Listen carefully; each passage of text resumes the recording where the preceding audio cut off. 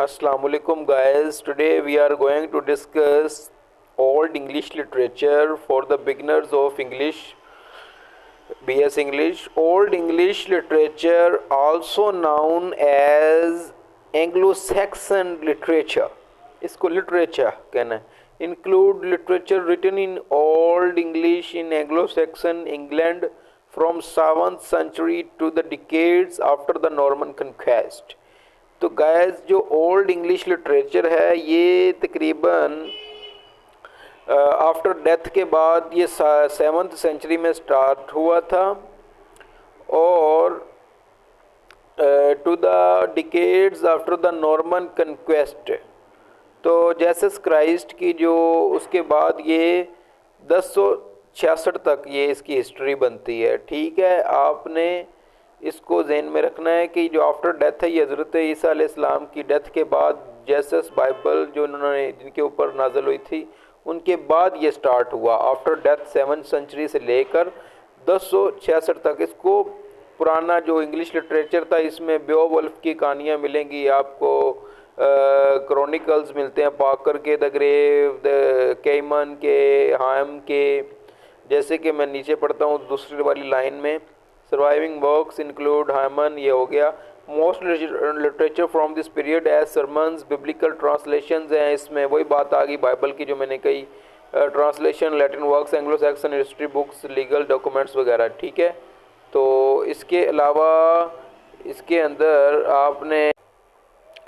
अलावा अगर इसको मज़ीद देखें तो सबसे पहले जो हमारे पास आता है ये वाला द ओल्ड, इसकी मैंने मेन डेफिनेशंस भी तलाश की हैं. और the old English period also known as the Anglo Saxon period lasted from about 450 after death to 1066 after death.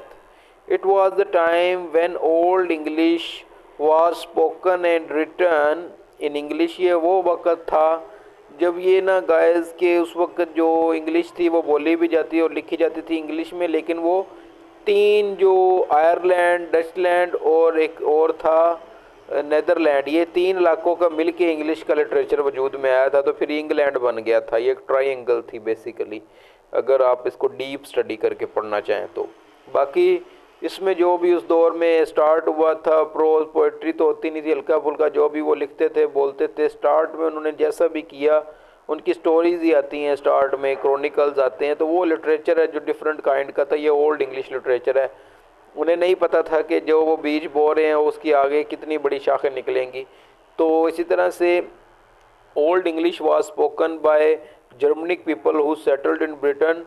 ये जो जर्मन से आए थे ब्रिटेन में after fall of Roman Britain in the 5th century, जो रोमन एम्पायर थी उसकी जो जवाल के बाद ये 5वीं सेंचुरी में आ गए थे.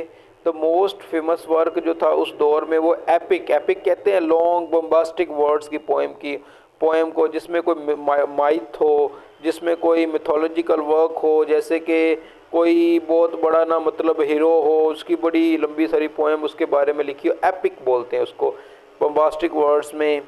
ओल्ड इंग्लिश लिटरेचर के अंदर और भी बहुत सारी चीज़ें हैं, जैसे कि थर्ड पॉइंट पे देखें तो old English literature reflects the transition from oral storytelling to written literature.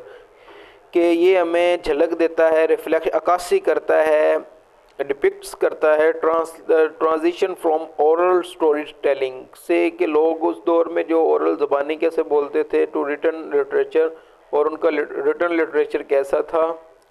Themes in old English literature include, इसके अंदर कुछ थीम्स भी हैं जो इंक्लूड होती हैं, हीरोइज्म की, फेट की, and the clash between paganism and Christianity, को काफर जो थे और ईसाइयत के दरमियान. द वाइकिंग्स कहते हैं जो फौज, जो उनका जो फौजी सिस्टम था या उनके जो योद्धा थे उसको कहते हैं वो. और डिस्ट्रॉइंग मोनेस्ट्रीज एंड लाइब्रेरीज जो उन्होंने डिस्ट्रॉय की थी, और रिच एंग्लो सैक्सन लिटरेचर को लिखा. तो इससे रिलेटेड जो है वो आगे फिर मिडिल इंग्लिश पीरियड आ जाता है. तो गाइस वीडियो को लाइक, शेयर और सब्सक्राइब करें ताकि इस तरह की मोर इन्फॉर्मेटिव वीडियोज़ आपको मिलती रहें.